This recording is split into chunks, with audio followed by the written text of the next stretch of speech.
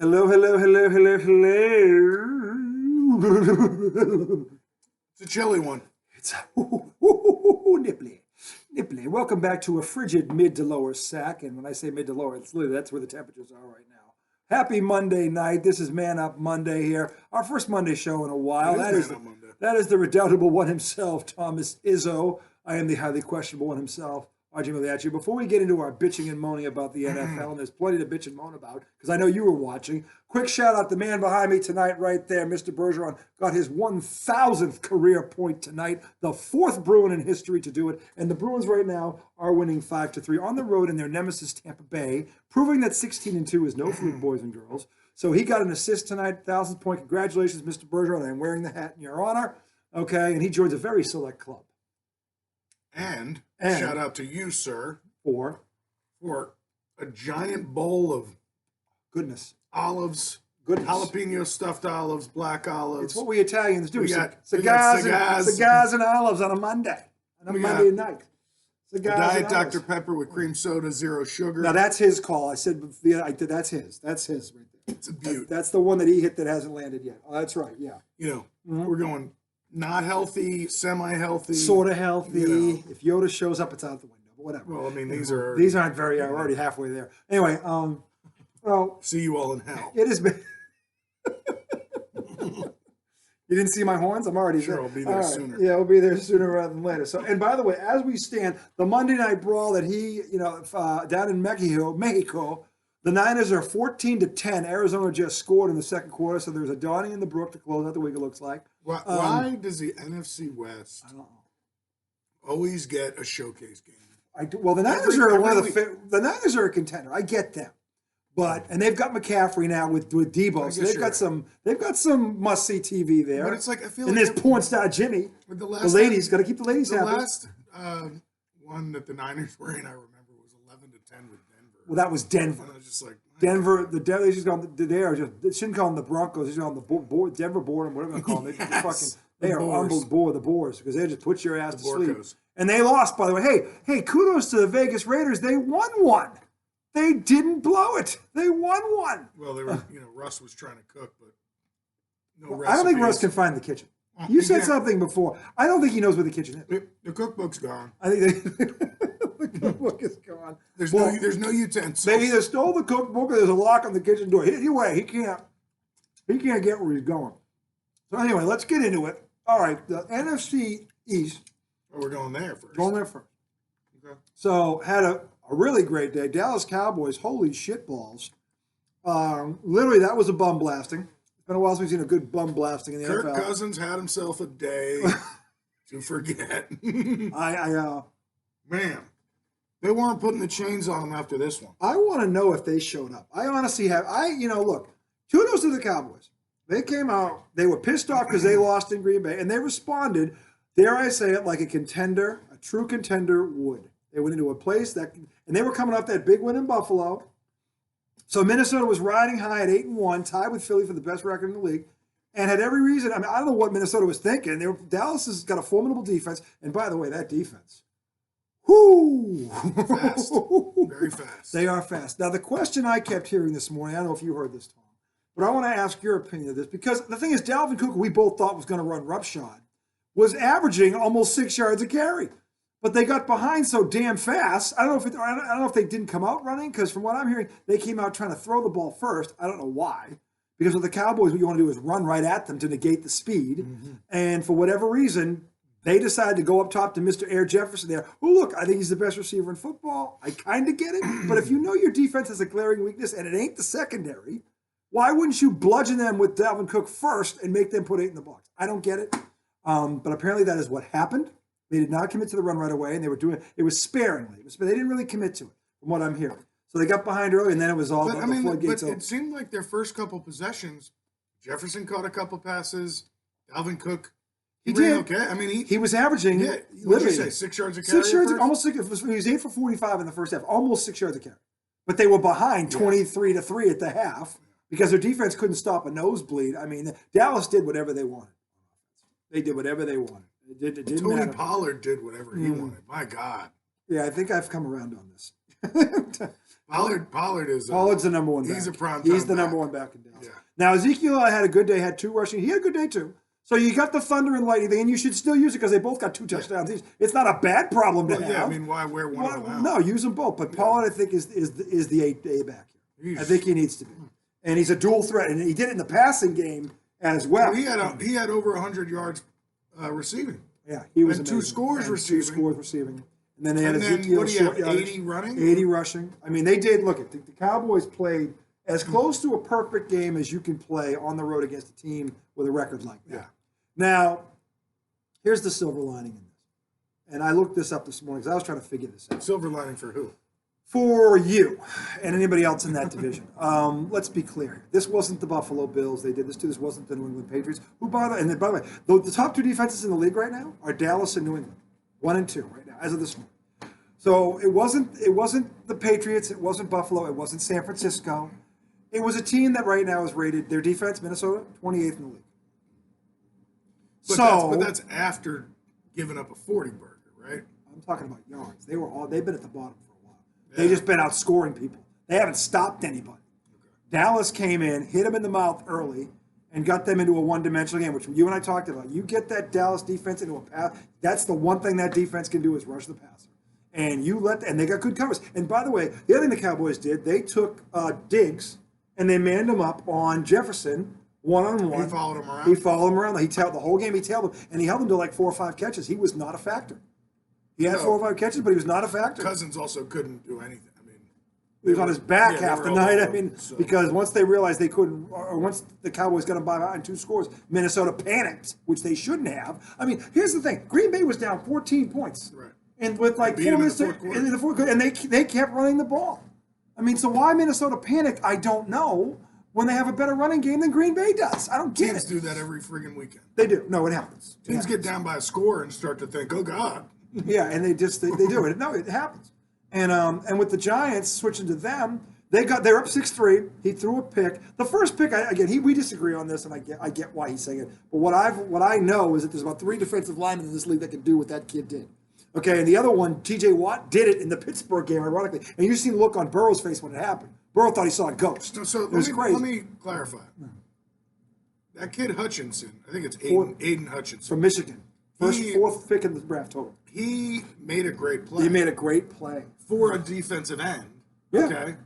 But it was one of those things where I think he caught him off guard. He did because he did. He caught him off guard. Expect him to he didn't expect the lineman to be able to do something like that. But to me, it's kind of like, are you watching the video of this team? Because he's got another pick like that against Aaron Rodgers. He does. Now that was bad in the middle of the field. It was different. It was he had backed up in it. Didn't he back up in his own? They were at the goal line. Okay. And they did a misdirection going away from Hutchinson. Okay. Hutchinson started coming towards the quarterback, then realized he was trying to throw it over the top of him. Yeah. They were trying to throw to an offensive lineman. Who was eligible. Yeah.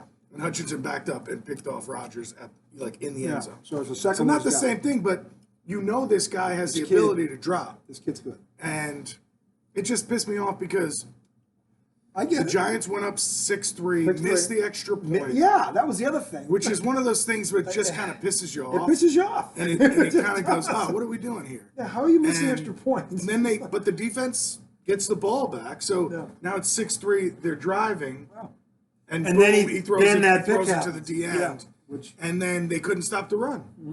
Jamal Williams had 3 TDs. And I was going to say DeAndre Swift also had a TD. We have talked about this. And it happened. This is the first time it actually happened to the Giants. If you run the ball and you stop the run and you win the turnover battle, you win. Well, it was 160 to 89 rushing for the bad guys and 3 turnovers to 0. There you have it. Can't win. And honestly, it was the first bad game I've seen Danny Dimes have in quite a while.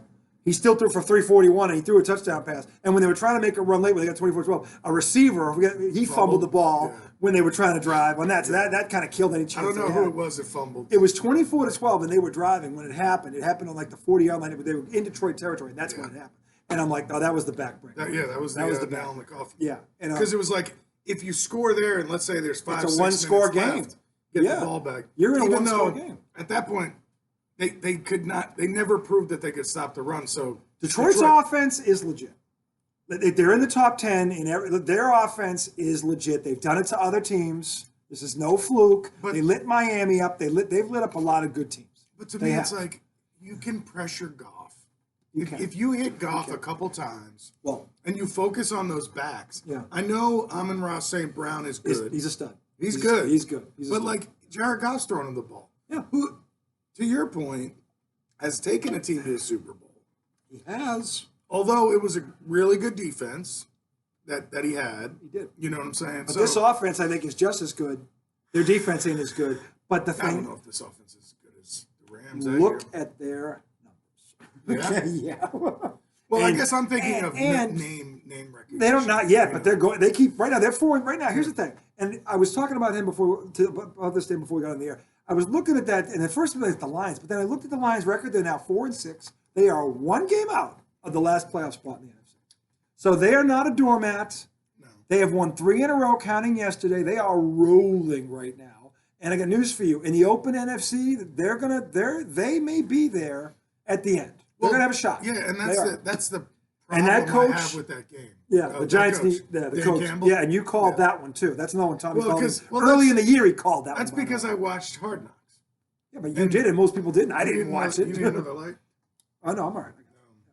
But yeah, I mean, Dan Campbell, he's an ex-player. He's a big, tough guy. He is. You know, I liked what he was doing in Hard Knocks. Seemed to be building culture. His team is responding. Yeah. But responding. Here's the thing that upsets me about that game. It's not that Detroit sucks and that the Giants are going to win every game. The Giants aren't that good. No, okay? they're not built to come from behind either. They're built to wear you down, and that's how they win. They win late. They're not one of those teams that come back from 2 scores. Yeah, but I heard a stat today that said like the Giants' schedule from here on out, the winning percentage of teams is like in the 670s. Yep. You know, because they got 2 against the Eagles, 1 against Dallas. They got 2 against Washington. Yep. Who's come on? They're 6 and 5. Is finally starting to play. Chase is going to be. Is it this week? I don't know, because everybody was thinking it was supposed to be last week, so I'm not going to buy it until I see him activated. Sure.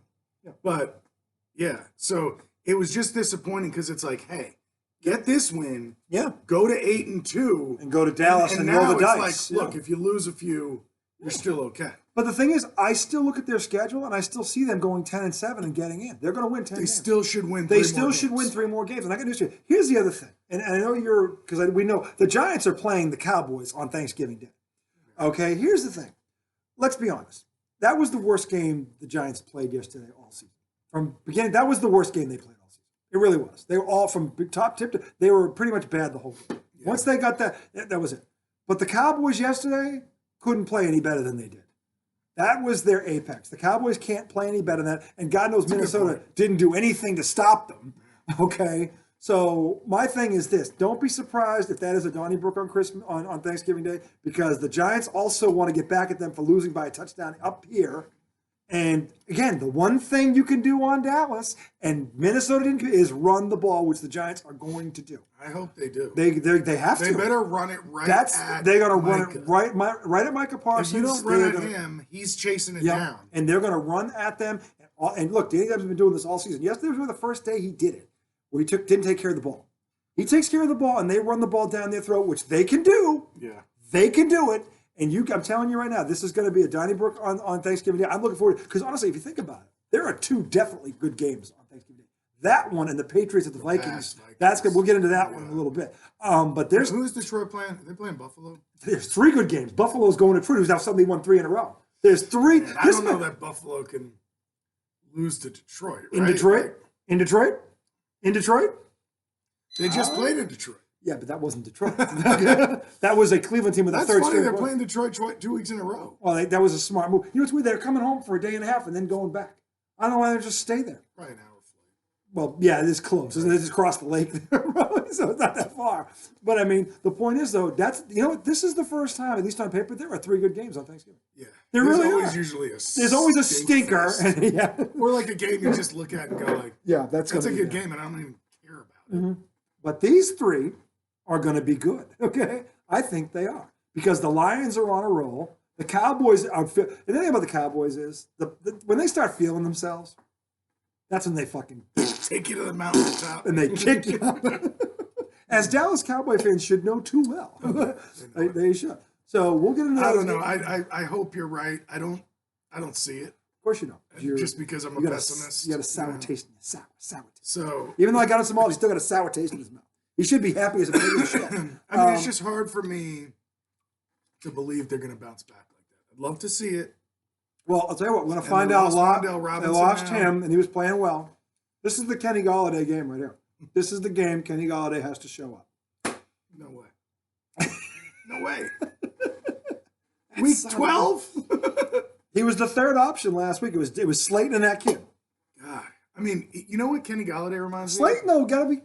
Slayton has had 3 good games in a row. Receiver, he's a good receiver. He's a solid receiver. number 2. That's the thing. Like, they have some guys that can play. They don't have, outside of Saquon, there's no monster on offense. No, he's their home run hitter. He's their home run hitter. But focus on him. That was the first time he got stopped all season, though. That was really the first time he got stopped. 22 yards. 22 yards. And I got news for you. Here's the thing I'm betting on. I don't think Saquon's going to have 2 bad games in a row. And Dallas's defense does not stop the run. They don't do it. So I don't see what's going to change this week. Well, the only thing that could change is the Giants apparently cannot stop the run either. And Tony Pollard's coming to town, or is going to be at his own house. They ran on him up in New York. They can run on him again. All right. I don't think anything's changed. Dallas is still a small, fast defense. To your point, they run right at Micah Parsons. They double team the shit out of him and beat him down. That's how you beat them. Look, they're not going to try and get in a shootout with them. They can't win a shootout. They know that. No, they need to win 20-16. In a way, I can kind of see where Minnesota got cocky because they got the receivers on the outside that they could just throw over them. I still don't understand it because the blueprint to beat the Cowboys is to run down their throat. Every team that's beaten them, that's exactly what they've done. They've run it down their throat. And Dallas knew it was coming and couldn't stop it. Okay, Green Bay had no passing game. They couldn't stop Green Bay. Green Bay had no discernible weapons. That kid Watson didn't light it up till the following week. Okay? So, I mean, this is the thing. So, I mean, they know it's coming. They haven't been able to stop it all season. When you commit to it, you got to commit to it. If the Giants do that, they can win that game. Put a ring on that run game. Yep. Which brings us to the stinker of all. It wasn't a stinker. It was 2 top 10 defenses that played like 2 top 10 defenses. Kudos to Belichick. 3 phases of the game. The Patriots won this on special teams in the last minute. That's the first time I've ever seen that happen in the last minute of an NFL game, where a guy runs a kickoff, a punt return back. I've seen a kickoff before. The Music City. No, it happened. It happened to the Giants against the Eagles. That was like 10 years ago. Yeah. So I mean, Deshaun Jackson. Yeah, Deshaun Jackson. How about Deshaun Jackson? Okay, yeah. And then he pulled his shit where he ran across the goal line before he ran like a dickhead. So the Patriots defense right now, it's, to me, look, I gave Belichick credit. He said they had to get faster. He drafted faster. They are fast. And you may catch the ball, but you're going down the second you catch it. They don't miss a lot of tackles. They cover a lot of ground. And Matthew Judon, who had another sack and a half, is a fucking wrecking crew. What's he got, 12 and a half? 13 sacks right now. He is Micah Parsons East, okay? And he's better than Micah Parsons right now. He really is. Kind of a different position, though, right? No, it's the elephant position. They move him around. And so he's not just an end, Judon? He's a linebacker. A linebacker in a 3-4? A linebacker in a defensive end's body. I guess he roams. They call it the monster position. They move around. They do it with William McGinnis. And the Cowboys were doing it with Micah Parsons on yesterday. Right. They kept moving around, so Minnesota couldn't get a beat on them. That's what you should do. That's what you should do. Yes, absolutely. And Dallas did it yesterday, and Minnesota fell into the trap. They should have been running right at him and not audibly to a pass. Yeah. Wherever he goes, we're going to double team and run him right down his ass. Of course you can. So the Patriots won this one. Now, here's the other thing. We talked about this off here. We're going to talk about it now. Because the guy who said they were going to get him in 3 weeks, remember that comment? Oh, we got him in 3 weeks. Mr. Zacky boy, Mr. Zacky Wilson there, Mr. number 2 pick in the draft, I might add. Now he's 5-2 as a starter, so I shouldn't eat his lunch for that. But after he looked terrible. He looked awful. I mean, he was skipping passes off the carpet. No, he looked awful. And look, the Patriots defense. Look, Belichick has done this to a lot of rookies. There's no shame in that. But the bottom line is, when your offense gets 2 yards, 2 in the entire second half. You need to stand in front of that microphone as the quarterback and the leader of your team and go, hey, I stunk. The defense did everything. We hurt them today. We We got what's that? Yeah, there it is. Did you see this? I did. You might want to put that into the camera so they can see it. It's probably gonna be hard. It's probably be backwards, but it says. I saw this on Facebook on the New England Patriots on CBS, and let me just put this out there. I root for the Jets because my dad's a Jets fan. Yep. So it hurt me to see how they lost, and I knew my loved ones would be crying. But this is telling. It is. The New York Jets averaged 2.7 inches of offense per play during the second half. Inches. Okay. 2.7 inches. Or for you ladies out there, a limp China. So here's what was happening. It was like the Patriots defense was standing tall and holding field position. Yes, they were. You know?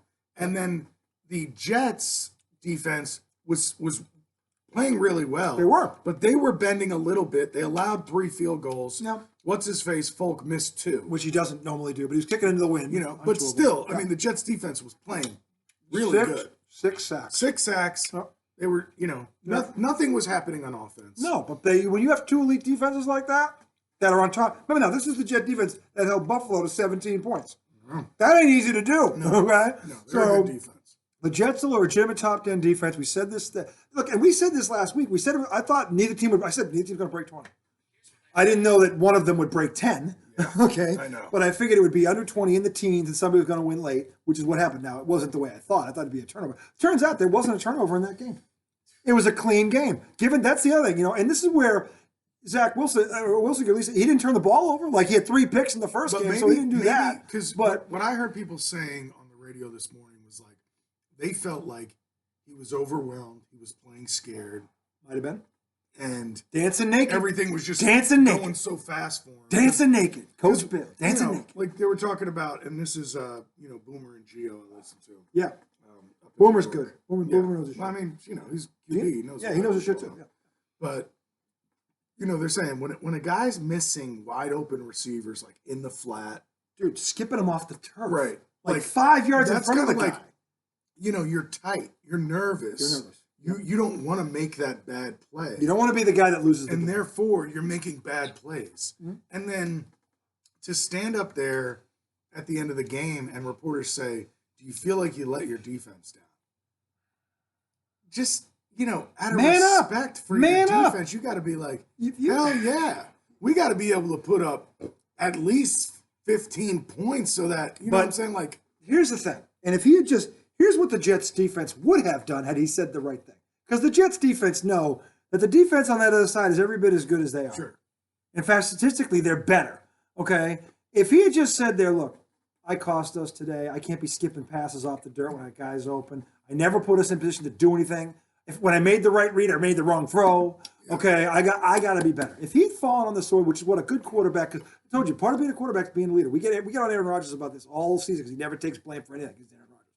But any quarterback that will tell you that the first thing you tell is, no matter what happens, it's your fault. Because if you want men to follow you, you've got to be willing to fall on the sword even when it is not your fault. I really hope Saleh talks to him about that. He has to talk to him about it. But did you hear what Saleh did today? Saleh came back out in a press conference today, and he is not committed to him as the starter this week. No. He has not.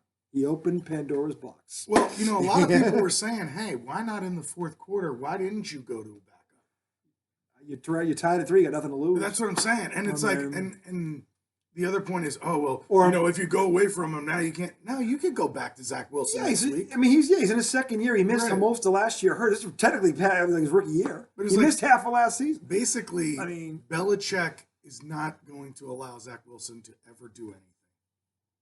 It's obvious. He's not. You know what I'm saying? Like, he's figured out, okay, this kid is shook. And here's how you do and that's the thing. Here's the thing about Belichick. When he smells blood in the water and it's your quarterback, you're fucked. You're fucked. Because that's his thing. Yeah, because, I mean, when in that whole second half, the Pats would punt the ball to the Jets on, like, the 5-yard line. Yep. The Jets would get nothing and punt the ball back. The Pats would punt the ball back. The Pats would get a first down or 2. Matt Patricia would fuck it up. And we'll get into him in a minute. Exactly. Then they'd punt it back and pin him deep. And kudos to the Pats punter, the new guy. That other guy sucked donkey dick. The new guy was at least pinning the Jets inside the 20 consistently and making them have to go 80-plus yards. Which, with a scared quarterback, you ain't doing that. And Matt Judon's running around like a wild man over there. So, I mean, look. the thing about it is you had two great defenses. We said it was going to be a rock fight. It's exactly what it was. It was a rock fight. It was like, that's what it was. And when you got when you got two, no, it's not even that. Well, look, if Matt Patricia would take his head out of his ass. And by the way, Matt Patricia, the tight ends were targeted 5 times. They were 5 for 5, 62 yards. And not once were they targeted in the red zone. Why? Someone explain this to me. Why? The Jets could not, every time they went near these two, they caught the ball and they had yardage after the catch. The Jets couldn't stop either one of them. Yet, you get near the red zone and you're not targeting them, or you're not going play action pass out of the 2 tight end set. That second, there was a play that he was sitting right here. Here it comes. His wife and Meyer from the middle. He's on the end, and the Pats, they get a 6-yard. It's 2nd and 4 on the Jet 35. This is in the second half. This is one when they went 2nd, 3rd, 4th down. Yeah. They ran, and now this is the perfect. If you're 2nd and 6 or 5 or 4, this is where you go 2 tight end set and you can play action pass. Because then second, whatever. But you can. But when you're in 2nd and 6 or less, that's a passing down. But if you put 2 tight ends in there because you have them, now the Jets don't know what you're going to do. And for some reason, this dickhead goes 4 wide. And by the way, early in the game, they lose their Pro Bowl center. This is the other thing that people don't want to understand. And they lose their starting right tackle. So they're down 2 starters and shit for brains. Against one of the best one of the top 10 defense in the game. Oh, let's go 4 wide. Because these 5 back with and run a draw. Like, what the I mean, and then with back with 3 yards, 5 yards, and then I'm like, what the fuck? Yeah, they lost 3 yards. And then on 3rd and long, what happens? He gets sacked. Because they know it's coming. Like, this is what I'm saying. Matt Patricia is killing this team. And if I had one more person badmouth Mac Jones, I'm going to get in my car, I'm going to drive up there and run you over with it. Because if this was the quarterback, riddle me this, you fucking idiots up there. How does a bad quarterback go 23 for 27, despite getting sacked 6 times because 2 of his offensive starters are out, and he got a nincompoop for a play call? Okay? How does it? It was 246. Which, given that he had they couldn't run the ball because they lost their 2 linemen. Or they would. And the thing is, if they ran out of the 2 tight end set, they probably could have run the ball because they could have had the Jets guessing. But they never did it. Yeah. They never fucking did it. I don't think they did it once in the whole goddamn game where they went 2 tight ends. I don't think they did it once in the whole game. Okay? So again, this is what I'm talking about. Play calling is an art. You have to go, the first 15, 20 plays are scripted, and then you got to see what the defense is doing, and then you react to it. He does not know how to react to this. And by the way, here's the problem. We're in week 10. He doesn't know. They are 6 and 4. Everybody's blaming Mac Jones, who's completing 68% of his passes. You're blaming him? Matt Patricia's lucky that they returned that punt, because that would have ended up the Jets were going to win. The Jets were going to win. I think it would have been a tie game. Well, I think it would have been OT. Maybe. And nobody would have done anything. Maybe. For an entire half. For an entire game. I mean, so although I will say Nick Folk missed 2 kicks in the first half. He doesn't normally miss kicks. So they did move the ball. They moved the ball. They had 400. They had over 400 yards of offense. It wasn't like they didn't move the ball. The Patriots had 400 yards of offense. Jeez. The Giants had 413 yards of offense. I know, but they scored 18 at least. But they were turning the ball. That was what killed them. The Patriots didn't turn the ball. At least they played a clean game. But you think about the Giants yesterday? The Giants had 8 penalties. So the Patriots at least played a clean game. And they didn't lose it. The quarterback didn't lose it. Now you're getting pissed at them for that. Matt Patricia is the problem. This basically, it's the same personnel. Add Devontae Adams to it last year. How does Matt Jones regress this far? It's not. No, he didn't forget how to play quarterback. He didn't forget how. And by the way, he did most of his dirty work running for his life because his line couldn't hold up. He threw a lot of passes on the run and he connected. He made a lot of good throws down the field. Okay, and people are blaming him. If I hear zippy, zappy, zoopy one more time, I swear to God, this is not about the quarterback. It's about the guy. Zappy is not the answer. The answer is fire the fucking coordinator now. And Bill Belichick, take over. You're the head fucking coach. Take over. Your defense, the Patriots, dare I say it, have a championship defense. They're giving up 16 points a game. They have a championship defense. They are 16.9. The Dallas Cowboys are 16.7. Okay? And the only difference is Dallas opens up the playbook and Matt Patricia can't read his. Okay? It's ridiculous. Dallas also has a much more established offense. Dak's been in that offense.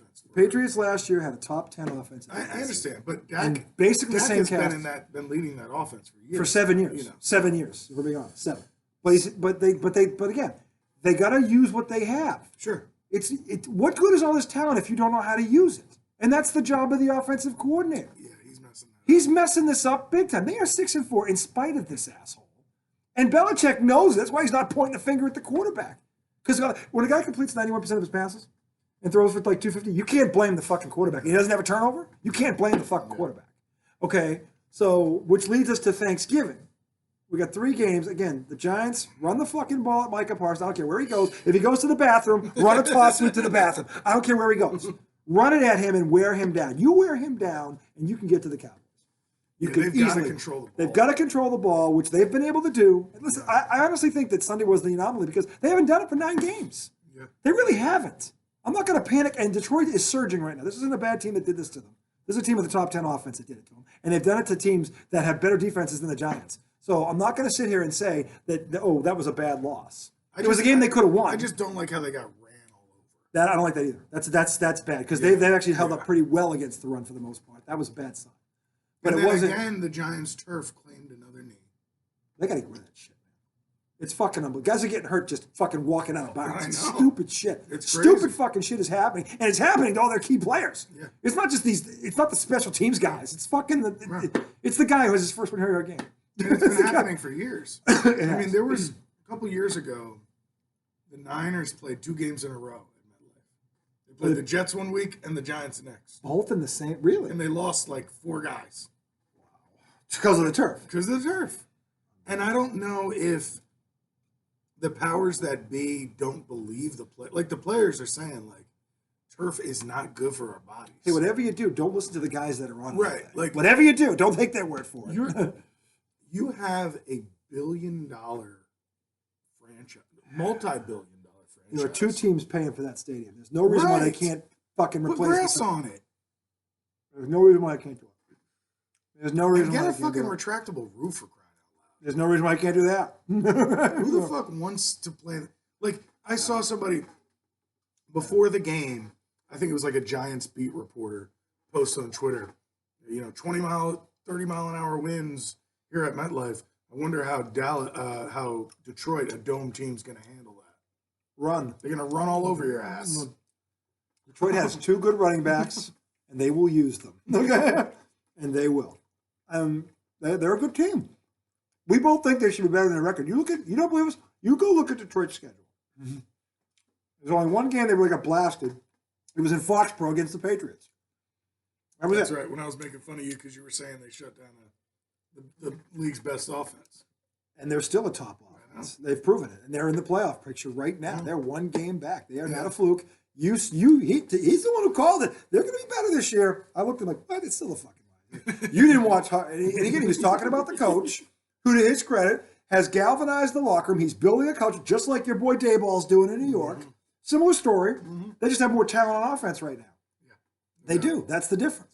But, I mean, the thing is, down in Dallas, run the football. Don't get cute. I mean, the thing is, New York won't do that. They don't have the guys on the outside. They can't get cute. So they have no choice. Run the football every fucking time at Micah Parsons. Wherever he is, you send a tight end and a tackle, and you knock him on his ass, okay? And you keep doing it until he doesn't want to get up anymore, okay? And if you do that, you'll slow him down. Again, you said it earlier. If you can control Micah Parsons, that defense is not the same defense. It's not.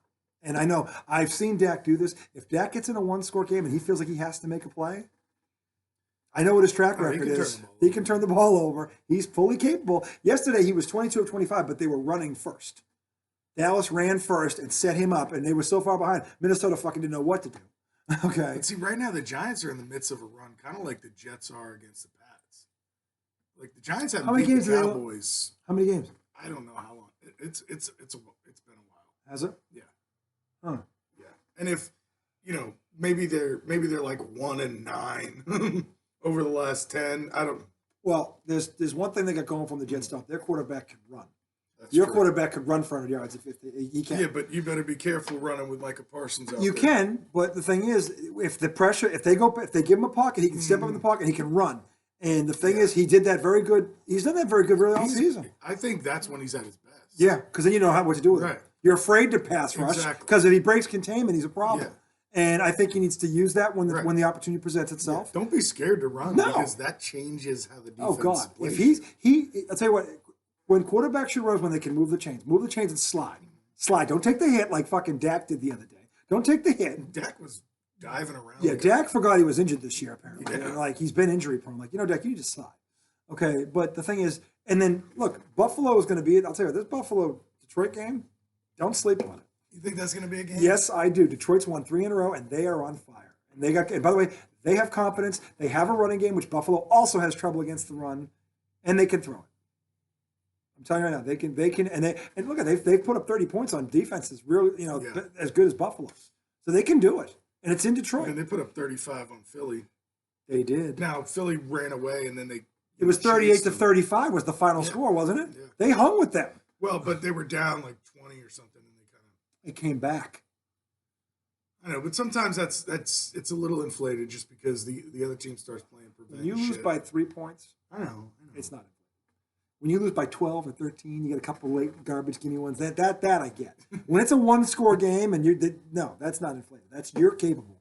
But I'm saying it wasn't like a score for score. It was like Philly ran away and tried to hide. Yeah, tried to hide. And Detroit said, "No, I'm going to find you." They damn near did. Okay, so the bottom line is, all 3 of these games on Thanksgiving are going to be fun.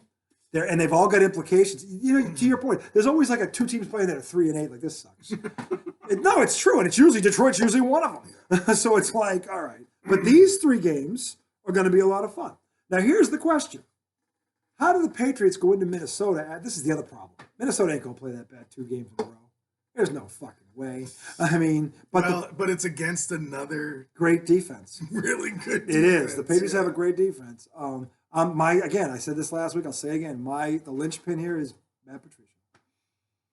And as long as they keep winning, they ain't got to be no pressure to move him. And they've got to use these tight ends. Somebody's got to talk to this guy. I don't understand. It's not that hard. It's not hard at all. You don't got to reinvent the wheel here. Yeah. I don't understand this. I'm like, there's blueprints out there that he can pick up and go, oh, this is how you utilize this kind of personnel. I don't understand. And with 2 linemen out, he should be doing it, because if you want to run the ball now you've got to have extra linemen because you're missing 2 starters. You don't go fucking 4 wide. You got to get creative. You got to. Creative is not 2 tight ends in a 3-point stance. That's not creative. That's football 101. Hey, where do we have an advantage? Oh, I know. Let's take these 2 Pro Bowl caliber tight ends and actually play them 30 snaps, 40 snaps, and see what the fuck happens. It's fucking ridiculous. I don't understand how. And I'm telling you right now, if I'm Mac Jones, I'm going off like, you fucking don't call. Mac Jones needs to fucking open his mouth and go, "You're fucking. I'm going to be dead. I'm not going to make it through the season. You keep calling shit like this." You think Mac Jones has that kind of confidence in that building yet? Yeah, they were in the playoffs last year. If the season ended, they'd be in the playoffs again. Yeah. And by the way, the players love him. They've all been behind him. I'm not saying he shouldn't have that confidence. I'm just saying it's got to be tough when your coaching staff has all those championships. I know Patricia is not recognized as a good offensive coordinator. He wasn't a good defensive coordinator. I know, either. but he's still part of Belichick's staff. Well, he was there for 3 years. And it's got to be hard to... But he went to Detroit and fell flat. Look at this Detroit team now that he's gone. Well, not much has changed personnel-wise. Well, he's been gone for a while. No, last year he was in Detroit. He got fired last year. I'm sorry. Did they trade for Goff this year, though? No, it was Stafford, because he came over 2 years ago. Because Stafford was there. Yeah, it was there before. And Stafford, he couldn't win with. He had Matt Stafford, couldn't fucking win with him. I mean, come on. So, but I'll tell you one thing. Not to go away, because I think there's still a little bit to talk about. There is. In terms of those games, but Sunday, awful. Really? Awful. Does it look bad? I mean, really? Yes. Like, as good as the games are on Thanksgiving, they all stink on Sunday. They all stink on really? Sunday. I promise you. Don't say that. Maybe. I hope you're wrong. Hold on a minute. Let me see. I have a feeling. I'm probably wrong. I have a feeling he's right. Damn it. No, you're due to be right. Let me see. At least on the schedule. Because you said that last week and they were all Donnies. All right, let's see. Well, it's like, I'm not saying they can't be good games. It's just like, I'm like, All right, hold on. 1 o'clock. Cincinnati at Tennessee. That game's not going to stay. That's a good game. Atlanta at Washington. No, they're both in the playoffs. Atlanta sucks. They're 5. Atlanta sucks. They're 5-5. They stink. They just beat Cleveland. They stink. Okay. They just beat Cleveland. They beat Cleveland. When? Yesterday. They beat Cleveland. Remember Cordell Patterson, your boy, had the kickoff return. Cordell Patterson came back and ran that. He fumbled the ball. No, Buffalo beat Cleveland. I'm sorry, not Cleveland. They beat, who the fuck did they beat? Chicago. And what's his name? Still had a good game. Hold on. Let's see. The Chargers. Right. Washington, Atlanta is probably a decent game to watch, but I think it is because they both have players. They're both in the playoffs. Okay, so far I'm dead wrong. No, you're not because What's the Tampa Bay to Cleveland. I don't think that's That's going a to shit That's a shit game. Tampa Bay better win, by the way. You better win. You better, Yeah, you better for real. fuck. Tom, you lose that game, I'm going to yell at you. Well, so here's why that's a tough game for Tampa. Nick Chubb. Yeah, if Tampa's D shows up, they're one of the few that actually can stop the run if they show up. But Nick Chubb is one of the top 3 backs in the league, and he, to your point, he gives them a puncher's chance. He does. Yeah, he could. And they're desperate because you know who comes back next week? Deshaun plays next week. So if they win this game, they're not out of it, but they got to win this game. So that's a desperation game. Miami's going to roll over Houston. That you're right, that stinks. Oh my God, talk about a game that should not find a single television set on this planet. Denver at Carolina. Oh, God. No, anybody who turns that on, your kid better be playing in that game. Right. That's the only excuse I'm taking. Okay, Sierra. you better. Yeah, Sierra, isn't that his wife? yeah, and she's the best thing about him right now. Then you've got that's a terrible one. Green Bay at Philadelphia normally would be a good game, but it's not. It seems like Green Bay's going to get slammed. I don't know. Philly barely beat the fucking Colts. They have a good defense, though. They do. They do. But And I guess and Philly can be run on. What is Green Bay starting to do now? Run the ball. Right. All right. So maybe that isn't it. It's not all bad. There's a couple of stinkers. No, you're not wrong. Baltimore, Jacksonville is a stinker. That's a stinker. Although Baltimore barely won. I know. And they barely Jacksonville won. sometimes will. Yeah, they've been playing better. They'll put a nice game together every now and then. You know what? There's a couple check with me's. Check in and see what's happening. Right. There's a couple of check. This could be a good one. Maybe it's an Right. So far, it's not as bad It's as not as bad as I originally thought. No. Well, that Cincinnati-Tennessee game looks really good. Yeah, that is kind of. Yeah, nice. that looks like that. If that's the 1:00 game, yeah. I don't like think that. Cincinnati's that good. Well, they're 5-4 right now. And by the way, Jamar Chase started practicing, so he's going to be a game time decision. So I would give anything to see the Chargers at Arizona. If Arizona wins tonight, they were in that game. There was 10-14 attempt to check on that score, by the way. But they 24-10. 24-10. All right, that's over. Forget it. Colt McCoy dead for the 12th time. Will there be a 13? But San Fran has a top 5. You know, I'm not going to blame Colt McCoy on this because when San Fran's D is healthy, I mean, when San Fran's D is healthy, they're as good as any defense in football. They really are. So, and then Monday night. Arizona's kind of a floundering team. I think that guy's going to lose his job. Yeah. I think he is. What's his name? Kingsbury, right? Cliff Kingsbury. The so-called QB whisper. By the way, you know how he got his name? He backed up Tom Brady for 4 years in New England. He was their backup? He was their third string. It was him. It was Hoyer. Wasn't he coaching in college, though? He went to college first. Okay. He did. He did go to. And he did well. He did well. Where was he coaching there? He was out. I think he was. Pac-10? I think it was the Pac-10. He did well. They went to a couple of bowls. They were good. The thing is, he got notoriety for his offense because he had one of the best offenses in the country. They could score Right. like they were averaging like 40 something a game. So I get but the thing is, he is on the hot seat right now because they were a playoff team last year and they just got Hopkins back. They just paid Murray all that money. They just gave Murray a big contract. Which, after this season, looks like might have been a big mistake. Is he studying? I don't know. I don't want to, but is he studying? If he's not, that's embarrassing. They had this in the contract for a reason, He's and gotta then be. because could he everybody not? made a stink about it, they took it out. How could he not be studying? I don't know. I know this: they're underachieving. They are. They're underachieving. They got 2 good running backs. They've got the tight end there. What's his name? Ertz Ertz is there. Ertz yeah. he's pretty good. He's They've good. had Hopkins. By the way, Hopkins in the 4 games. I don't know what he's doing tonight, but the first 3 games he was averaging like 100 yards a game. So he hasn't missed a step.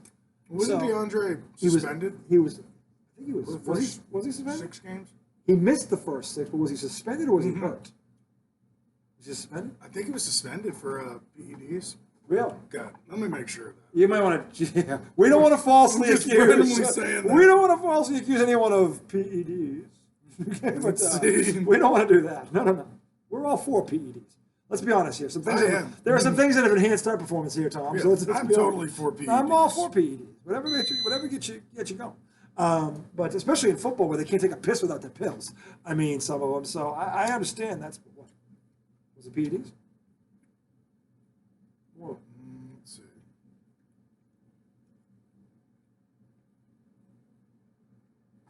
Violating the NFL's performance-enhancing drug policy. Okay.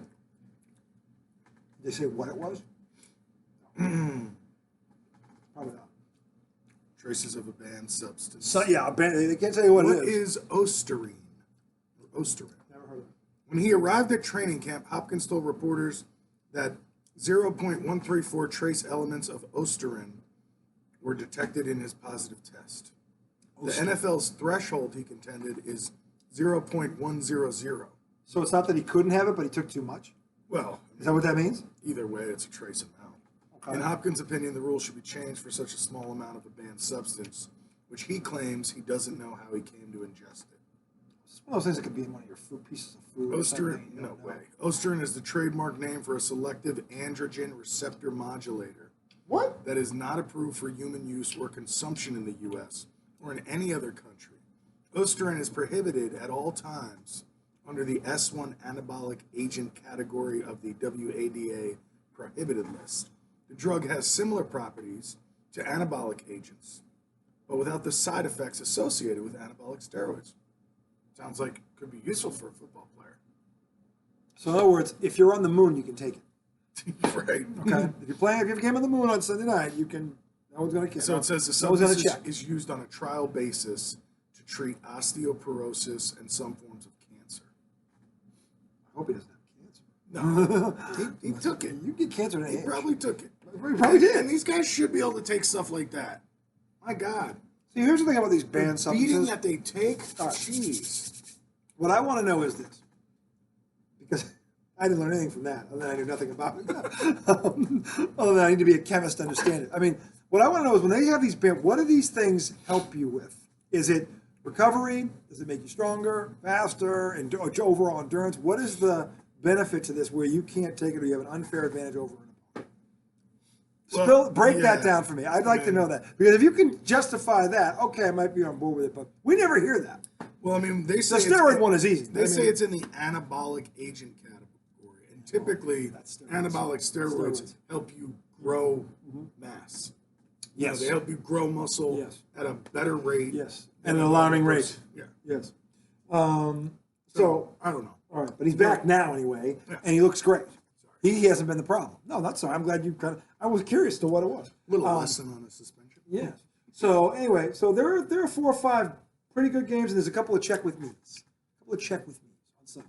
But what I do know is Thanksgiving looks like Donnybrooks everywhere, Yeah, which we've I'm never. down. I've never seen that. But you know what that means, though. One's gonna Thanksgiving's going to be a bunch of. There's going to be blowouts. one stinker. It'll be a bunch. There'll of be one blowouts. stinker in there. I don't know who's going to be. Lions will get blown out. I hope- Giants will get blown well, out. Pats will be in a tight game. No, well, not if Matt Patricia can help it. But Raiders, Seahawks.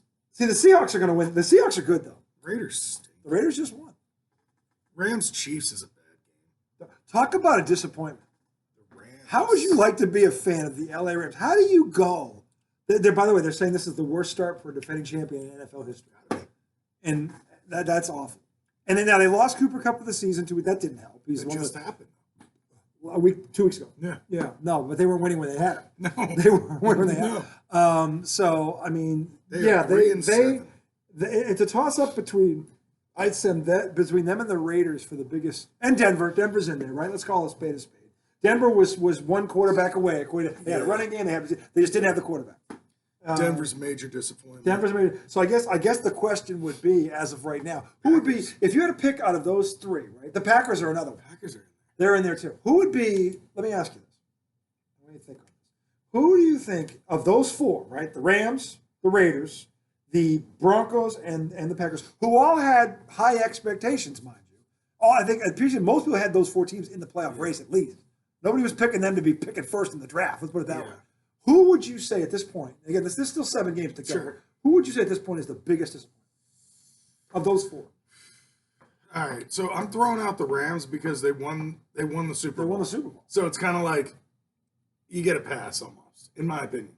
You get a pass. Yes, because it's like to stink. I'm not saying you should stink. I'm just saying at least their fans can look and go, look, we won the Super Bowl last year. Maybe it took a toll on us going that deep. All right, whatever. I'm going to say the Raiders because of the losses of 17 points or more. They've lost a lot. They've lost 3 games like that. And they've lost 6 one-score games. And they've lost 6 one-score games. Right, so they're 3-7. Yeah. If you flip 3 of those games, What, they're 6-4. 6-4. They're in the Patriots. You should not blow a 17-point lead 3 times. Not 3 times. No, you shouldn't. Like, that's not saying, oh, one-score game. It's like, no, you were up. You were up by 3 scores. I think in a lot of cases they were double-digit leads. Well, 17, that's 3 of those. Right. But they lost 3 other games that weren't like that. Sure. Yeah. So let me ask you this, because you're going. So that's why I got to say that. And they got Devontae Adams. They had the best receiver, maybe. You know, to one or two. That was your point. You were like, dude, they get him. Yeah. Josh Jacobs has been a good running back. Yeah. They got Renfro, the other guy, the tight end, Waller, the tight end. Yeah, they got weapons. They should be winning. They got weapons. Okay, well, you know, it's funny. It's funny you mentioned that, because let me ask you a question. And people that are up in north and know me are going to probably fall out of their seat when they hear this. I was taught at a very young age that a coach's job, because coaches don't win games, players win games. What coaches do, if they're any good, is they put you in a position to win the game, but you got to decide the outcome. They've lost, and to the owners, the owner said this verbatim. The owner for the Raiders said, "Look, this is his first season. Rome wasn't built in a day, and we've lost 6 games by 1 score. It's not like we're not competitive. We've been in every game." So my question to you, and to you, Tom, is this: is this more on Josh McDaniels, or is this more on not everybody in that locker room buying into the system? Because the thing is, if they're in all these games, technically he's doing his job. They're there. Yeah. So look, I hate this guy with a passion. The only guy I hate more than him is Matt Patricia right now. Okay, but when he ran out of town, he saw me singing "Zippy Doo Dah" running on the sack when he left. Okay, so I have bashed Josh McDaniels probably more than anybody in the Northern Hemisphere. But I'm wondering, given what the owner said and when I looked at their scores, I'm like, you know, they've been there. They've been in every damn game, pretty much. Yeah. They should have won at least 3 of them when they're up 17 points. Is this him? Or is this, and Carr said it crying with tears going, you know, I wish some more guys in that locker room cared as much as me and some of the other guys did. The quarterback came out and said that, which is telling me there are guys in that locker room that have not bought into this way. Yeah. And yet they've been in every single game. So how much of this is the coach, let me ask you, and how much do you think of this is the players? Well, I mean, it's obviously always both. I think it's, it's always both. Yeah. But so you brought this up yesterday, and I mean, it's a very interesting debate point. When you think about, okay, you're in a 1-score game and you lose, is it more on the players? Because at some point you've got to win the game. The coach can't do it. The coach can't go out and block for you. He can't throw for you. Can't catch for you. Can't run for you. But I think the tough part is, like, I haven't watched them lose those leads closely enough to know, okay, like, did the play calling change, which flipped the game? You know what I'm saying? Because, like, sometimes you get a 17-point lead, and now you stop doing what got you there. 17-point lead. And then you lose the game. Which that's possible, too. I don't know that. That can be coaching. That could be coaching. Or it's you get a big lead, and then your players take their foot off the gas. Right, they go, oh, we got this game. Yeah.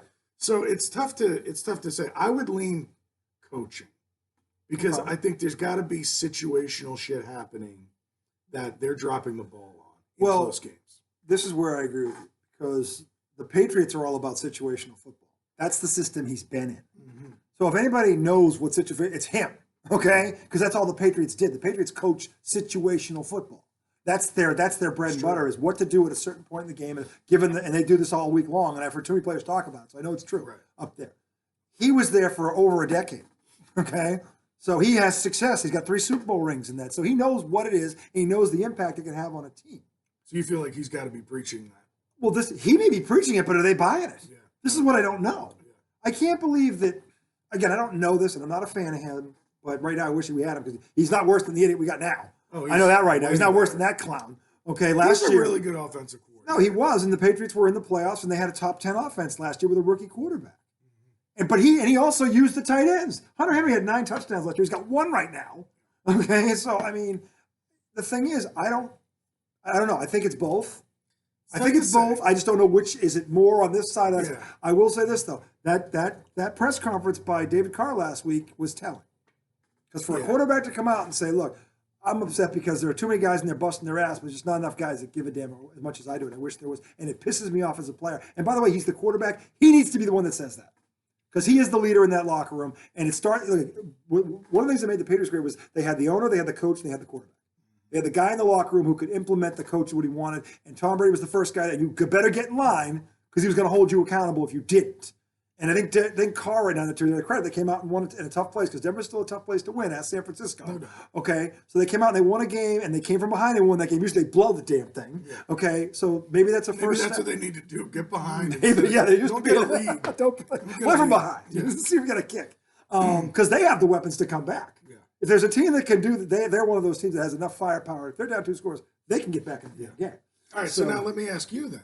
Okay. Of those 4 teams, what we say, Green Bay, It was Green Bay, the Raiders, Denver, and the Rams, right? Yeah. Denver. Oh, God, Denver. This is the thing. No, I don't think you're wrong because the Raiders had high expectations. Well, but see, I think, to me, I picked the Raiders because of the multiple losses of big leads. Which makes, I get why you said Which that. is like, dude, y'all would be in the freaking playoff. Right now they would be. Easily. Yeah. But what do you think? Can't really go wrong with any of them. No, but the thing about but here's the thing about Denver. Before the season started, we both said, and most of the country thought that the AFC West was going to be murderers row. That division, somebody good was not going to get in, and then everybody's trying to figure out who it was going to be. Okay, as it turns out, there's 2 of them that probably aren't going to get in. San Diego's now 5-5 because they choked it last night. Yeah. They choked away a lead because that, by the way, and he's the other one. You've been saying that. That fucking guy's in there. He needs to go. Who is that? It's Solinger, whatever his name is. That loser. His name's Loser. Solinger? I don't know if it's Solinger. I'll find out his name. But anyway, he needs to go. He's going to cost this team for the 2nd year in a row. He's a fucking, and they got both those receivers back last night. They both played. They both played in the game. Yeah. Now Mike Herbert had a good game, didn't he? Weren't they up? They had the lead with 2 minutes to go. I didn't watch the game. But they were 27-23. There was 2 minutes left, too much time, and they had timeouts. He didn't milk the clock enough when they got. Is great. He is great. And you got to take as much time. This is where the coaching comes in. You know Patrick Mahomes is over there. Yeah. Okay, and you were in the red zone you got to milk that clock as much as you can. And he didn't really do that. He really didn't do that. And left him too much time, and he had a couple. He really didn't do that. And then the defense. Hey, by the way, this just in: Travis Kelce is good. You know that? You ever heard of this guy, Travis Kelce? What did he get? $1.15, 3 scores. He had 6 catches, 3 of them were touchdowns. After the first 2, wouldn't you have changed your defensive approach on? They must have been Travis doubling Kelce? Tyreek Hill down in Miami. I think it must. Well, he hasn't caught a pass, so that works. But anyway, if Travis Kelce is the guy's binky. You take the binky away. Juju Smith-Schuster was out, so you got to make him beat you some other way. Yeah. I mean, Kadarius Toney, I think, had a hamstring. Yeah. Who they have? McCole Hardman? I couldn't name these other guys, but I would have tried to find out who they were because I would not have let Travis Kelce beat me after he already beat me twice for touchdowns. That's coaching, by the way, because if you're up 27-23 and that dude's already scorched your ass, you're the head coach. You're look, here's the deal. I don't care if we lose. That motherfucker ain't doing it. It ain't him. I don't care if you break his leg. He does not catch the ball again. And he was down the field like there was no one covering him. Hey, I'm wide open again. Hey. Like, give me a fucking break. That's the worst when the best player on the field is wide open. Wide open. I mean, why don't you go zone and man up top? And so he runs through the zone. You got multiple guys checking him. Well, he just ran free. And that is a tough offense to cover. It is, but you got to take away the best. Look, they've lost 2 games because people took him away. Yeah. So if you focus on him, you can double him. Tyreek Hill's gone. You can worry about that guy now. But I think Denver was covering him. Denver. I think the Chargers were covering him. That was the problem. They sent 2 guys to Florida saying he can't get open again. You're not catching He's him. due. He's due any moment now. He's going to break out. We know the cheetah. Yeah, we're going to play 9 on 10. Is that Travis Kelce? Yeah. I mean, so are you saying? I'm saying. Are you saying Denver? This is the thing. Of those 4 teams? No, I don't know because that was the division we all thought somebody's going to get out. So I'm not surprised they're out because the division's not as good as we thought they were. Yeah. We thought that division was going to be the NFC East or the AFC East. That's what we thought that division was going to be. There's actually 2 of them out there. It's not that. So I'm like, I don't know what the fuck to make of it, but that's football. Okay. Yeah. So look, to his point, I don't think you can go wrong with any one of them. I am going to say though, who was it was the Raiders. It was who you said, the Rams, Denver, and who was the fourth? Packers. The Packers. This is tough. I'm not surprised at Green Bay because I said I thought he was going to suffer the most, and he has. Yeah, so I figured that one out. Who did I say? I said Mahomes. You said Mahomes was going to suffer. He's fine. Boy, did you eat that one? He's fine. He's the front runner for MVP. nice call. No. Yeah, I mean, man, it's been Well, tough. perhaps It's if been someone tough covered out there. Travis Kelce, he might be right. I don't know. But anyway. And he's also throwing a who the hell knows. I'm going to say the Rams, and I'm going to say this for two reasons. Now, and again, the last team to repeat was 18 years ago. So I didn't expect the Rams to repeat, but I thought they'd make the playoffs at least. Okay, I thought they'd make Pats? Huh? The Pats 04, 304 was the last team to repeat. So I didn't expect them to repeat. I thought they'd make the playoffs. Yeah. Okay. What happened to Cooper Kupp? That's the bad luck. Can't do anything about that. That was just 2 weeks ago. They were losing before that even happened. So my thing is this: they brought in supposedly the Chicago Bears' #1 receiver, Allen Robinson, and they've done nothing with him. And this guy McVay's supposed to be an offensive genius. How have you not figured out how to get him the ball yet? I mean, he was the only weapon Chicago really had, and they found a way to get him the fucking ball. Okay, so how can you not get him the ball? #1. #2, they let Von Miller walk. They never replaced it. They are second last in the league in quarterback pressures. They're getting no pressure because all you got to do is double Aaron Donald, and they are done. They are done. Okay, and that's the problem. So they never replaced the pass rusher. They never got the guy on the other side involved, and they wore Cooper Kupp out. I'm not surprised Cooper got hurt because they were targeting like 15 times a game. So I'm not surprised he's hurt. I'm surprised it didn't happen sooner. So I mean, to me, it's the Rams, not because I thought they'd repeat, but they should be in the playoffs. I thought they'd make the playoffs. Well, and when you look at that division, yeah, like Seattle's got Geno Smith. Now they've played great, but going into the year, you look at like we're taking them. Seattle lost Russ. Yep. You got Arizona, who has stunk all year. They stink. They have underachieved. The Niners sputtered for a little while. They're starting to look like the Niners. They had Trey Lance, and they didn't know what the hell was going on. And now they're kind of, but like they're going to be 6-4. Right, for the Rams to be 3-7 right now, whatever the hell they are. Are they 3-7? Maybe not 3. No, they're not 3-7. Well, it's 10. You're 10 weeks into the season. The Rams are 3-7. You're right. Yeah. God, that's no way they should be 3-7. So Seattle's 6-4. San Fran's about to be 6-4. Okay. Seattle's a surprise there. I think we both agree on that, right? Okay. I thought they were going to stink. But last year, 3 teams made the playoffs of that division, and 2 of them met in the AFC title game. San Fran and the Rams. Yeah. So the Rams to me are the biggest disappointment. I don't disagree with what he said because the Raiders, yes, totally get it. Denver, right? Absolutely. The Packers, I'm not surprised about. They're all a disappointment. The Packers, I am not surprised about because it was bound to happen. This guy bit off more than he can chew, and his ego is costing him. Okay, and because he let that kid walk, and thinking, "Oh, I can make anybody great. I'm Aaron Rodgers." No, you can't. No, you can't. You think they have a shot? What's their? They are 4-7. What's their schedule look like? I'll tell you right now. Here we go. Green Bay's schedule the rest of the season. At Philly, nope. That's 4-8. Now, what if they win that game? Because you said if they run the ball on Philly and they win that game. If there was ever a time to run the ball, it would be that game. Don't let Jalen Hurts on the field. Don't let Jalen Hurts on the field. Then they're at Chicago. Okay, so that's a winnable game. Yeah. It's not a guarantee, but it's winnable. It's winnable because Chicago can't get out of their own way. They don't know how they. That kid's playing great, by the way, but they can't. Chicago's defense suddenly is not. I don't know what will happen. Home against the Rams, very winnable. At Miami, not winnable. Okay, what's after? That's 9 losses. Then they got Minnesota at home and Detroit at home. And if you look at those two right now, they could lose both. Lose both of those games. But let's see what. But let's see what happens to Minnesota after they get slapped around like a. You know, all right. I'm going to be fair.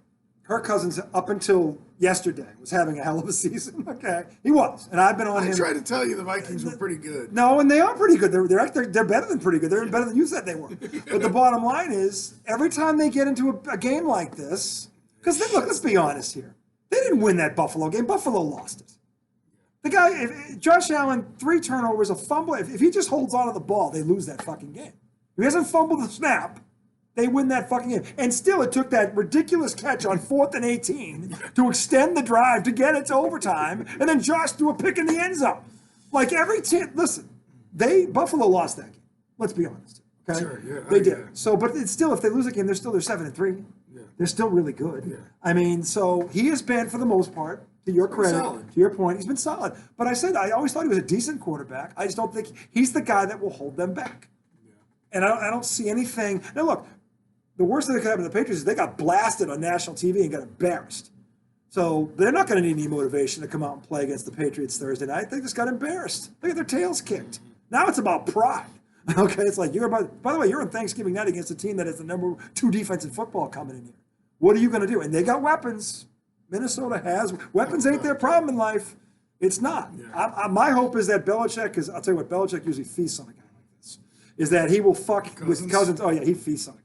Nick Folk better kick 6 field goals. Well, they're in a dome, so he's not going to. He better kick it from the other, from his own 30. He's kicking. Well, again, the wind at Foxborough was 35 miles an hour, so those two kind of veered off that he missed. I don't really blame that on him because you can't do anything about the elements. If it takes the ball, it takes the ball. You can't blame the kicker for that.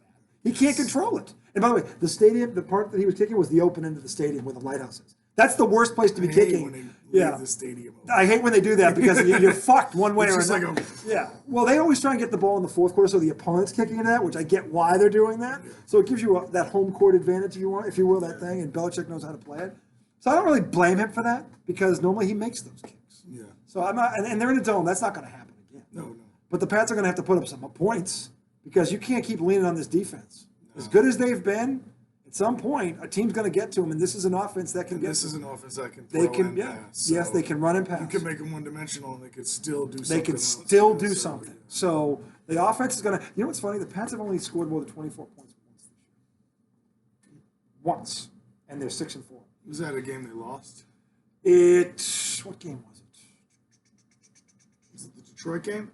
No, they won 20. It was 20-0. Well, that was the game. They won 29-0. Okay. But that wasn't all the offense. The defense had defensive touchdown. Right, yeah. The offense only put up 22 points. The offense hasn't broke 24 yet. Okay, so I mean, the thing is, Matt Patricia needs to. I've been saying this. It's like a broken record every fucking week. Two tight end set, run out of it, and then play action passing. By the way, Mac Jones' specialty is play action. That's why they got him. And they've got 2 good backs. Harris had a good game Sunday against. He ran pretty well. He's back. They got 2 good backs again. Run the ball out of that 2 tight end set. Run the fucking. They have to now because 2 linemen are out. Yeah. They're not going to run on that team without those 2 tight ends now. They have to do it. They just have to do it because I don't know when Andrews is. Andrews is a Pro Bowl center. He's one of the top 3 or 4 centers in the game. Andrews. No one talks about this. How long is he out? He had a thigh injury. Now they don't think it's season ending. But he's not going to play in 3 days. He's not going to play on Thursday. And who was he? The right tackle. The right tackle. And who's good. He's not great, but he's good. Well, whoever replaced him was getting by a very good Jets defense, which is why I don't understand. You're playing against an elite defense, and now you're playing into their strength. Like that's just bonehead coaching. And I don't know how Bill Belichick, who's got the headset on, is not hearing these players go, whoa. You're doing what? What are you doing? What? He's been sacked 5 times already. What the fuck is wrong with you?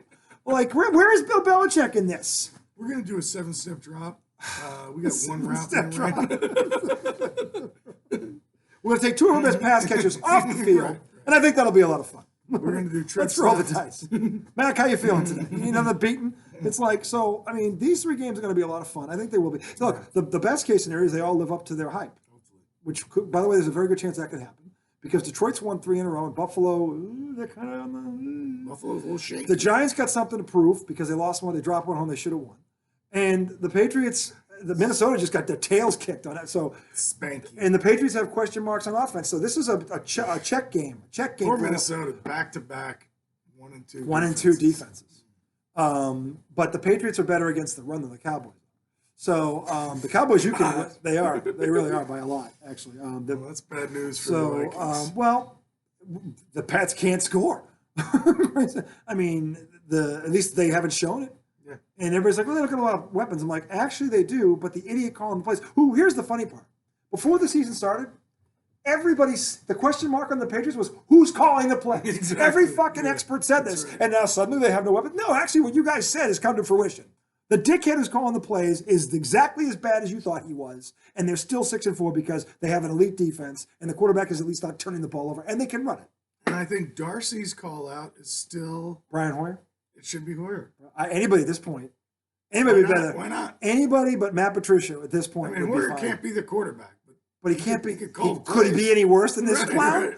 I'm saying he can't be the quarterback. No, he can't. We've seen that. No, he can't. He can't throw it. But he might be able to call a game. Exactly. He might. So anyway. All right, clunker of the week. Who was the Monday night game? Steelers at Colts. The battle of nothing. Well, they're the 4-6-1 Colts who are now 2 games out of the final because they almost beat Philly. They should have beat Philly, and this is where they got. They had them. They were winning the whole game. They did their job.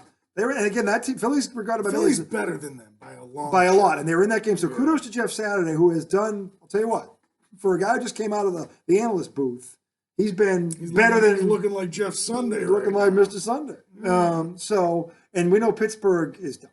Pittsburgh, the Cincinnati that broke them. Pittsburgh's done. So if the Colts win that game, they're one game out of the final playoff spot. So the Colts are probably going to win. It's in Indy too, by the way. It's in Indy, so the Colts should win that game. And if they run the ball the way they've been running it, they will. But that's going to be a stinker. It's a stinker on Monday night. So anyway, don't look now.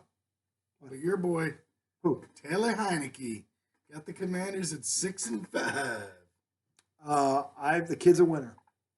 When DJ and Morgan asked, well, what does he do best? He wins. He's 4-1 as a starter. He wins. And by the way, that's the number one stat of a quarterback. Does he win?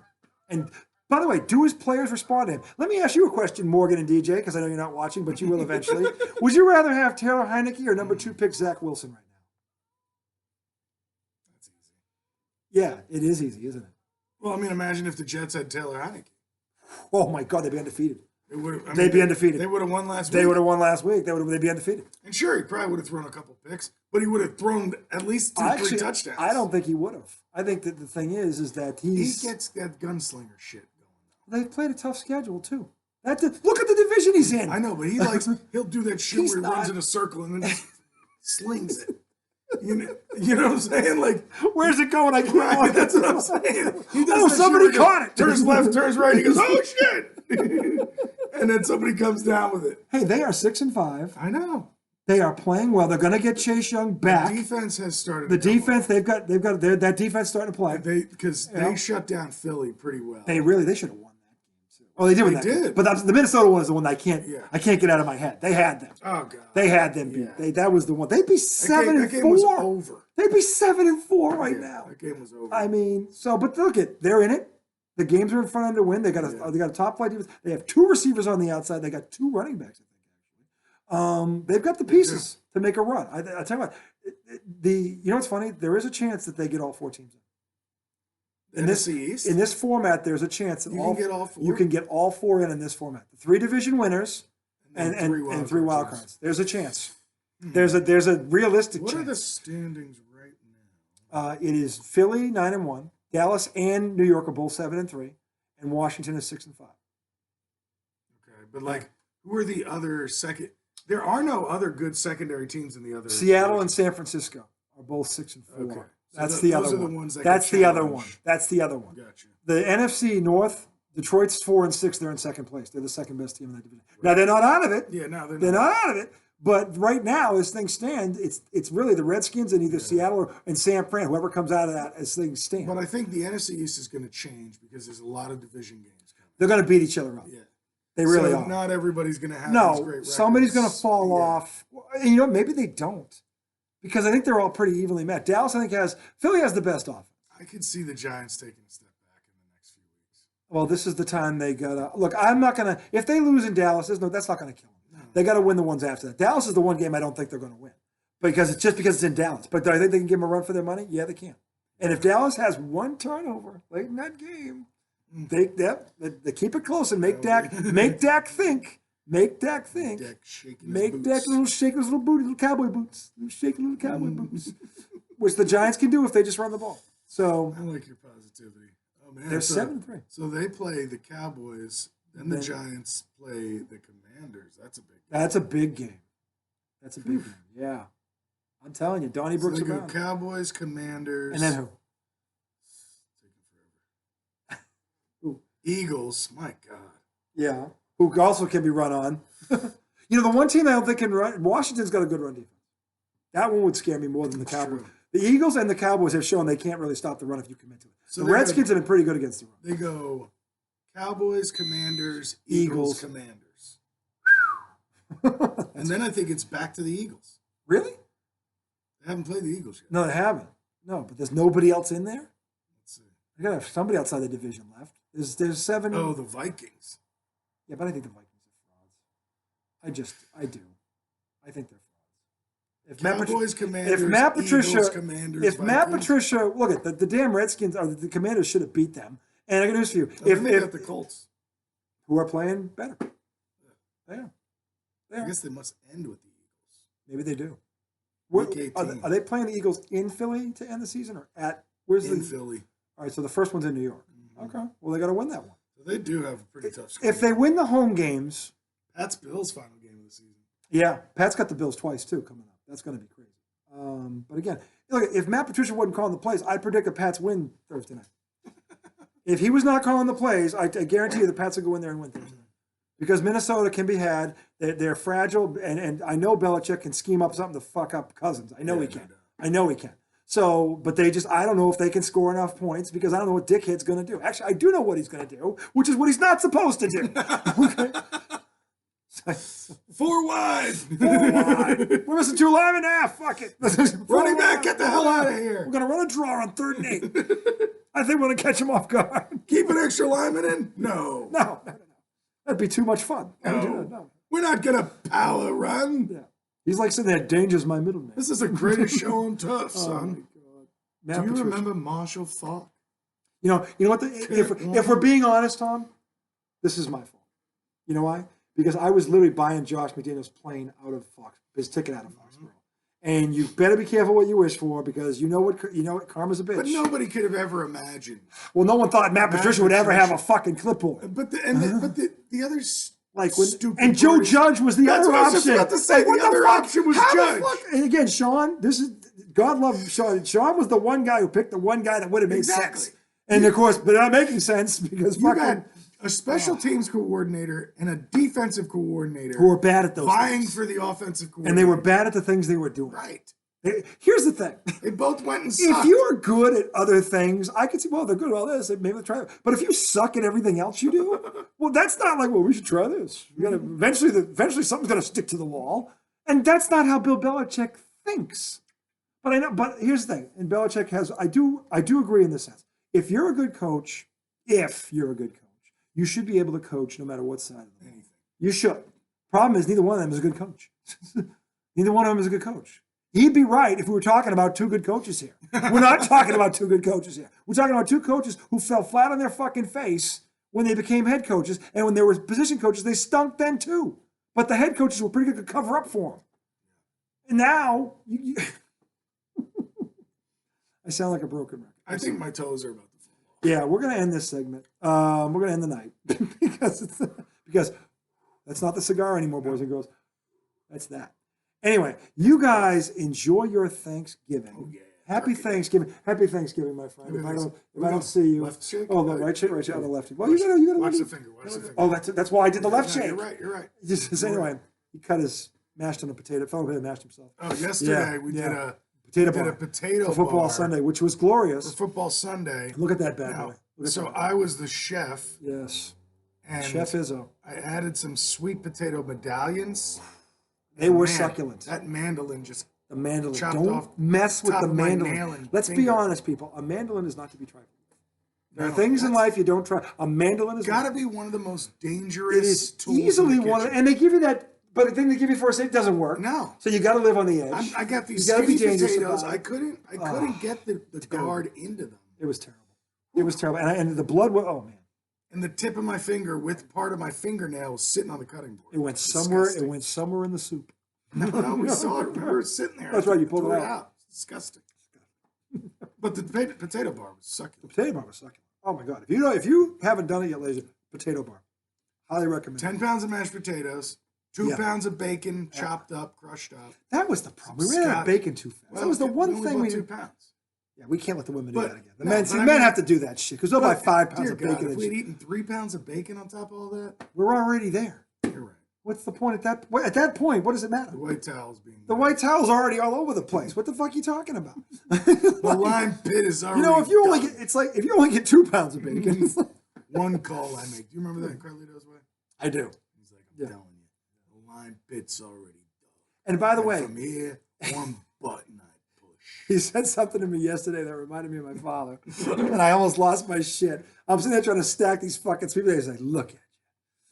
Just look at yourself. Look at yourself. How do you call yourself a man stacking sweet potatoes like that? I cut my hand up and this is what you do. I'm just like, Oh, then the best part is, oh my God, it was so terrible. RJ preps all the sweet potatoes. All of So them. after I mandolin them, and he preps them all, Yep. gets them into the muffin tins. Yep. Oh, this and, is great. I ask him to cover them in foil. Which I did. Then he I went that far. Then he walks I away walked to watch away. the Pats game.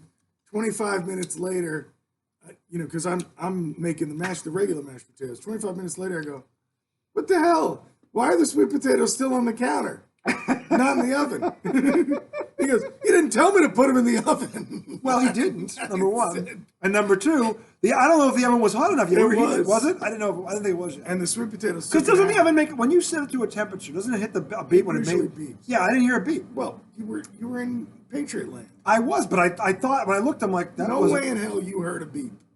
I was right next to it. RJ. When I was You were in the stacking the. You literally put foil on 4 tins of. I did. And then walked out of the room like there was. My work nothing here is left to done. do. It's over. You're lucky you got this out of me. And you were criticizing me the whole fucking time. You're going to throw them at you. It's a good day. It was a fun day. It was a good day. It was a fun day. We'll do it. We'll definitely Not do a it again. sip of alcohol. We didn't need it. No. No, we were so full you couldn't move. That's true. Yeah, You it was- could- Plus, we got a little after that Saturday night, Saturday night, we were little how's your off. father, where's your brother, how's your sister? Both good. Yeah, so we did it Saturday night, so that was all right. But anyway, you guys have a great Thanksgiving. Yes. Enjoy the football. Hopefully these games live up to the hype. We will be back a week from Sunday or Monday. We'll be back. And we will go over Sunday night, maybe Monday. Sunday or Monday. We'll see how we are. If these games are all stinkers on Sunday, it might be Sunday just a bitch. We'll see.